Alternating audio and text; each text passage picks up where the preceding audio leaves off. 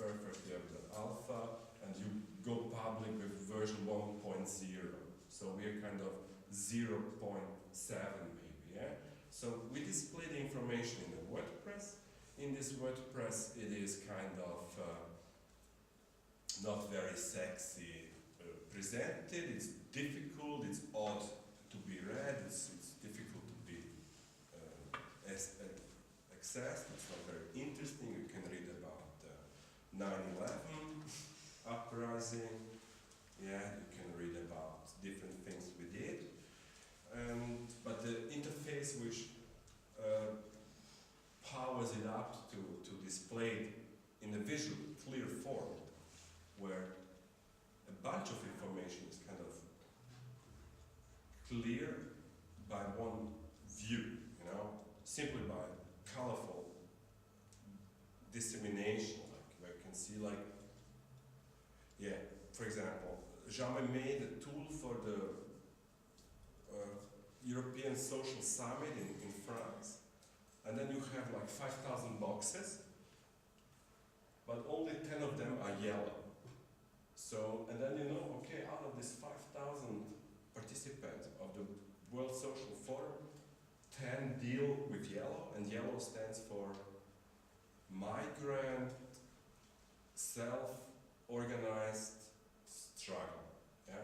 So this kind of how to grasp, how to read fast information out of huge blocks of information which you cannot grasp at once, but it helps you. Yeah? So we're trying to generate an archive which kind of functions, okay, out of 100% of activity of the Bohème, 42% is party, 26% is analysis and discourse, and 5% are representation, and 2% are kind of publishing books or something like that. So, yeah. So you have small sequences from the video shots, and you make a video out of it.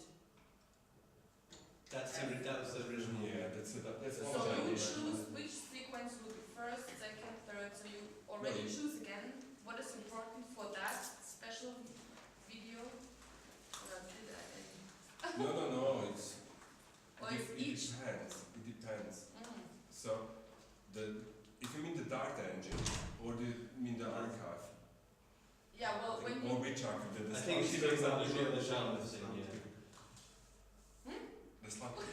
The Jaume thing? Yeah. Yeah. Basically, there is it works for all the videos, for every second, because you can, yeah. Once you transcript the video, yeah, and the software is done like that. Now somebody has to sit there to listen and to transcribe. So, because we don't have the money to buy an engine which is audio to text engine, so the kind of voice recognition is expensive. It's not open source, so you have to buy it somewhere. If you buy that, How expensive is it? I don't know. Okay. I don't know. Yeah, but it's quite difficult to have the quality. Yeah, in Shane, which language? You know? Yeah, right. Yeah. Especially for that, maybe you have to Yeah, or African language. to code it. Yeah. Costs a lot. So if you have this task, if one day we can have an open source audio to text engine, then you can automatize the process. Then every spoken word in every video you have will be written text. And this written text is then online. And then it's searchable. And that's searchable. Yeah, but it takes time. I mean, if you At the do moment, it takes time transcription- to transcribe everything. And that's Yeah. kind of the obstacle. Yeah. But the idea, what Jaume did, is he basically, Actually, what we did. or what we did exactly. Because we gave to his idea the practical use. Because he's this obscure open source genius, you know, who is sometimes not able to explain what he's doing, you know. That's the problem often with some people. They're doing genius stuff, but they can't talk about it, you know.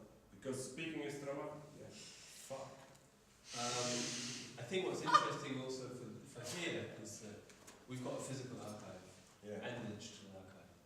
And the relationship between those two things, like the digital archive is a little bit of a disaster in the sense that apart from the fact that the images are kind of terrible quality, it's very very difficult to know how to engage with it.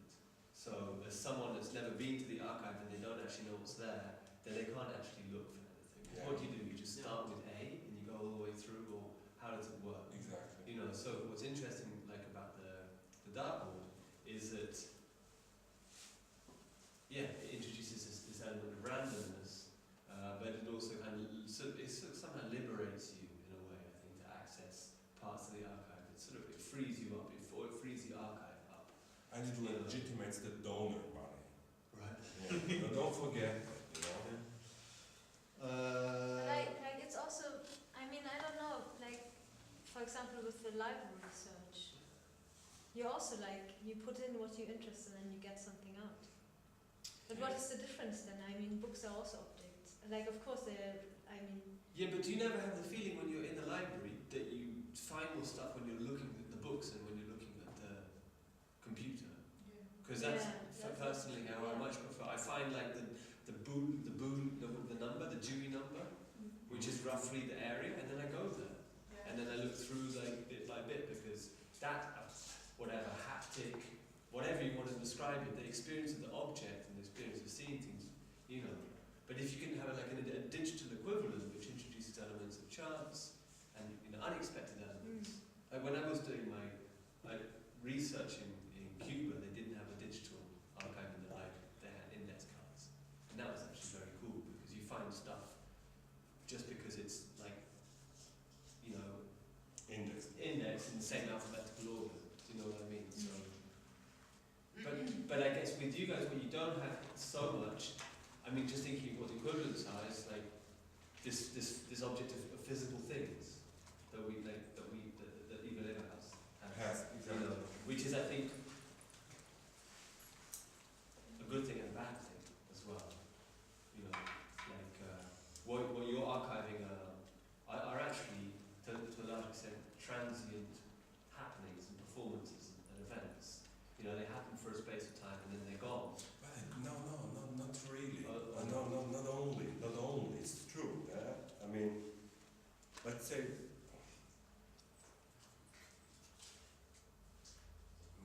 bit polemic. It's kind of attachments, which the archive is an attachment which provides weight. Yeah, we don't have that, but we have already objects, you know, and these objects were kind of, when the workers ask, what are you doing? Or the artist. What kind of artist?